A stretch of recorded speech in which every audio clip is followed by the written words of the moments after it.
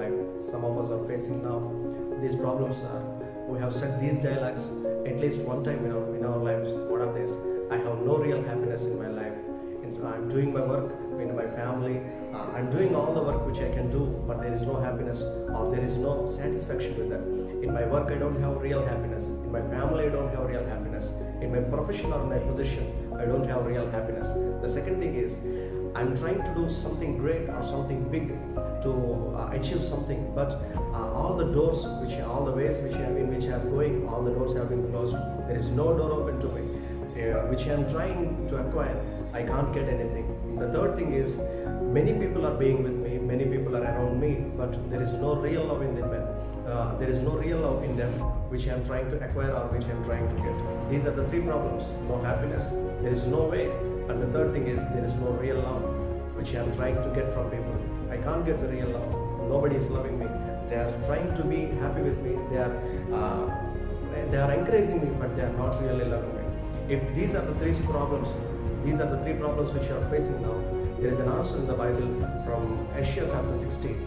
Isaiah chapter 60 verse 1 says like this: Arise and shine, for your light has come, and the glory of the Lord has risen upon you. This verse says like this: if you are discouraged, if you are got down, God says like this: Arise, light has come upon you. The glory of God has come to you. What will the glory do, sir? What will the light of Lord will do for me? There is no happiness in my life. There is no way for me to go. There is no real love which I am trying to get from people. But what will the light do? What will the glory of God do? The Bible says like this in the same chapter, Isaiah chapter 60. There are many answers for our questions. There are many answers for every of our question. Isaiah chapter 60 verse 20 says like this: the first problem of us is there is no real happiness. The Bible comes like this. Isaiah chapter 60 and verses 20 says like this: your sun shall no more go down, nor your moon withdraw itself. For the Lord will be your everlasting light, and for your days of mourning shall be ended. The Bible says like this: the days of mourning shall be ended very soon. The joy of the Lord, you are going to experience the joy of the Lord.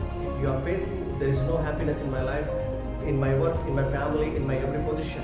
But the God says like this: if you are facing that situation, God is promising you that He will give a joy with an everlasting joy.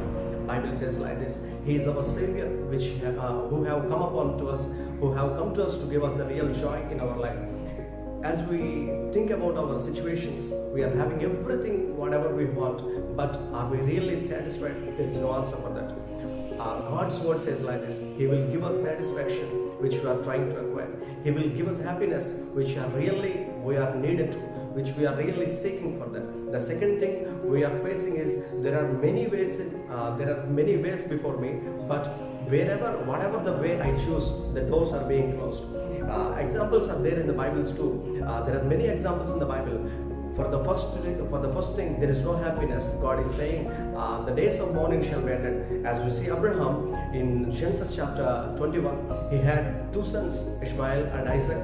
There are two sons with Abraham in that time. In chapter 21, there are two wives for him. Everything he had money, he had slaves, he had everything whatever we have. But in the certain aspect, Abraham had no real happiness.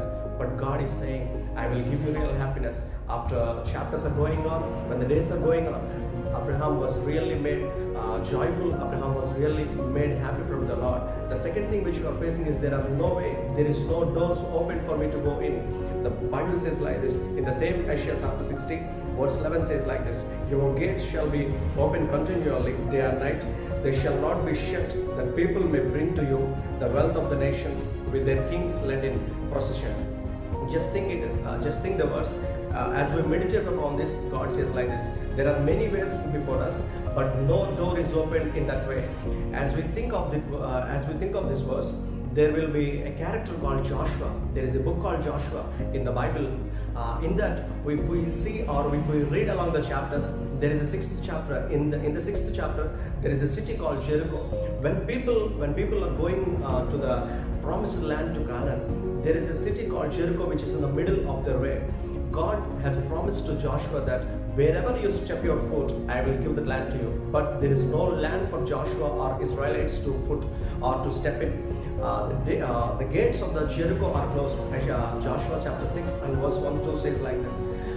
When Jericho people got fear of Israelites, they had shut all the doors so that the Israelites cannot come. Israelite people had prayed much. As we go through chapter 6, we can get many things from it. We can get many revelations from that. God has promised Joshua and Israelites, I will give that to you. Don't be bothered about it. Don't be troubled about it. God has promised in a unique way. God has given them it in a unique way. As we all know that the Israelites has conquered the Jericho, which God has promised and gave it to them. Think, my friend, there is no doors opened. There is no way for me to go or for move forward or to step forward. God is promising you, God is saying to you that all the gates shall be opened, all the doors shall be opened for you in your way which are closed. Which Satan has closed, I'll open for you. Satan has closed every door for you, I'll open it for you. God is saying that. The third thing which people face, there is no real love for me. Nobody is loving really. Everybody is loving me selfishly as things they want. If they acquire from me, they will leave me. Is it your problem? God says like this in the same chapter, Isaiah chapter 60 and verse 15 says like this. Whereas you have been forsaken and hated, with no one passing through, I will make you majestic forever, a joy from age to age. God is saying like this. There is no one who ever loves me. If it is your problem, God is saying like this. Many people have forsaken you, many people have hated you, but I will give the joy. I will make you a blessing from age to age.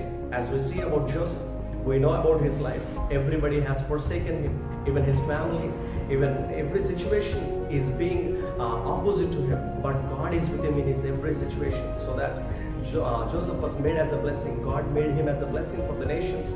Joseph was made as a blessing for the nations or for the family. Everybody from age to age, God has made him a greater blessing than anybody in their family. Just think, my friend, if these problems you are facing, there is no happiness in my life. God is promising you, your morning days will be ended and I will give you everlasting joy. If the ways are being closed, if the doors are being closed, God is saying you that I will open the gates, I will open the doors that will be opened continually all over your life. The third thing is, if you say there is no one loving me really, there is no one being happy with me, God is saying you, I will make you a joy. Whoever forsaken you, whoever hated you is going to come to you soon, and they're going to praise you. If you keep your faith constantly, if you keep your obedience constantly on God, God is really going to do that. My friend, I'm saying this. God has promised you. He is the one who promises and fulfills every promise. He is able to do that. He had every capability for making that. He is only God who is trustworthy. Just have trust on Him. Just have faith on Him. Just be obedient to Him. Just be humble and wait upon the Lord. God is going to lift you.